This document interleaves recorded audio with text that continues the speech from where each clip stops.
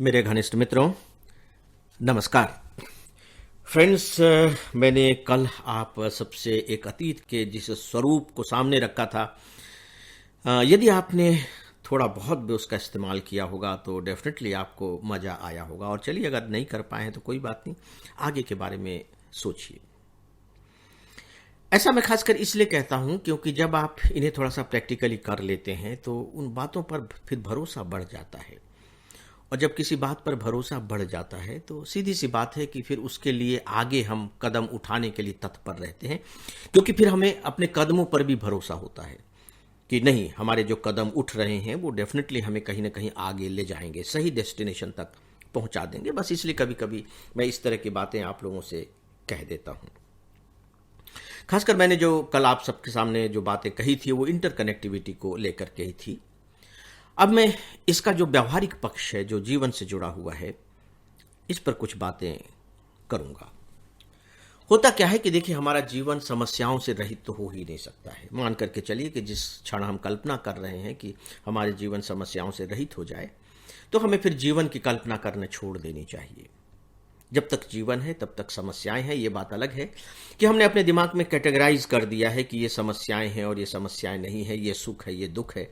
Otherwise वो सब कुछ मिला जुला है, क्योंकि जीवन का स्वरूप ही ऐसा है।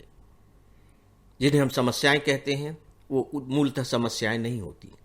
जिन्हें हम समस्याएं कहते हैं वो सीधी सी बात है कि चूंकि हमारे मन का नहीं हुआ है तो वो हमारे लिए समस्या बन गई है, और जब हमारे मन का हो जाता है तो वो हमारे लिए समस्या नहीं रहती। मन का हो जाए तो सुख, मन का न हो तो दुख, सीधी सी परिभाषा है। जीवन का जो रहस्य है, जीवन का जो सुख है, कर्म की जो प्रधानता है, वो सच पूछिए समस्याओं में ही तो है। अगर समस्याएं नहीं होंगी तो आप बताइए कि सुलझाएंगे किस चीज को? और अगर सुलझाने को कुछ नहीं होगा तो फिर करने को क्या कुछ होगा? कभी जब आप इस बात पर विचार करेंगे तो समस्याओं के साथ आपकी दोस्ती हो जाएगी कि नहीं, ये तो सिंपल सी बात है, ये तो सामान्य सी बात है। जैसे हम सांस लेते हैं, हमारा शरीर जीवित रहे, तो समस्याएं भी उसी तरह से हैं, ताकि हम हमारे कर्म जीवित रहें, तो ये तो रहेंगी ही रहेंगी। लेकिन जब हमारे सामने समस्याएं आती हैं तो हम इस रूप पे छुट्टी नहीं पा सकते कि नहीं नहीं, ये समस्याएं तो रहेंगी ही रहेंगी। डेफिनेटली हम उनके समाधान की कोशिश में लग जाते हैं। अब जब हम समाधान की कोशिश में लगते हैं तो मुझे ऐसा लगता है कि हमसे गलती कहाँ होती है। हमसे इस बात को लेकर गलती होती है कि जो समस्या अभी मेरे पास है, मेरे सामने है, उसे मैं केवल एक समस्या के रूप में देखता हूं। जैसे मैं अपने आप को एक व्यक्ति के रूप में देखता हूं, एक आइलैंड के रूप में देखता हूं, जबकि ऐसा है नहीं। मैं एक व्यक्ति नहीं हूं, मैं पता नहीं कितने व्यक्तियों का एक आप कह लीजिए संचयन हूं, कलेक्शन हूं। तो ये जो एक समस्या है जिसे मैं अभी एक के रूप में देख रहा हूं, इनफैक्ट संख्या की दृष्टि से तो यह एक ही समस्या है, जैसे कि मैं एक ही व्यक्ति हूं अगर आप गिनेंगे तो। लेकिन इसके अंदर जो ढेर सारी चीजें हैं वो समोसे के फॉर्म में है। पता नहीं कितनी सारी चीजें हैं। समोसा तो एक ही है, लेकिन इसमें पता नहीं क्या क्या मसाले इसके अंदर हैं। मटर के दाने भी हैं और आलू भी है, और पता नहीं क्या क्या चीजें इसमें भरी हुई हैं। अब वो अंदर का जो मसाला है वो दिखाई नहीं दे रहा है, तोड़ेंगे तो दिखाई देगा। तो क्या हम अपनी समस्याओं को तोड़ पाते हैं? नहीं तोड़ पाते।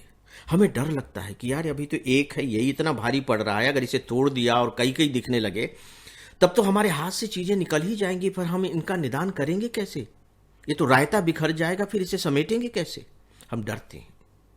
जबकि सच बात यह है कि अगर समस्या का सही निदान चाहिए तो हमें यह मान करके चलना पड़ेगा कि समस्या तो ये एक है, लेकिन ये एक नहीं है, ये कई समस्याओं की देन है। पीछे से पता नहीं क्या क्या चीजें होती आई हैं, और होते होते, इकट्ठे होते होते ये एक समस्या के रूप में मेरे सामने आज उपस्थित है। एक की देन नहीं है। यही तो इंटरकनेक्टिविटी है ना। इंटरकनेक्टिविटी क्या है कि मेरे सामने जो अभी जो कुछ भी है वो है एक ही, लेकिन पता नहीं कितनी चीजों से जुड़ी हुई है। तो जो मेरी एक समस्या है ये भी पता नहीं कितनी सारी चीजों से जुड़ी हुई है, और मैं उसका निदान किस रूप में कर रहा हूं? केवल एक समझ करके कर रहा हूं, जबकि ऐसा है नहीं। वो एक नहीं है, वो कई है।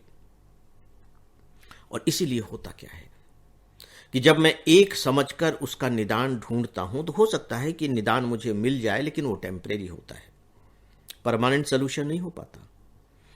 क्योंकि मैंने एक का ही निदान किया ना, क्योंकि मुझे एक ही बीमारी दिखाई दे रही थी तो मैंने एक का निदान कर दिया।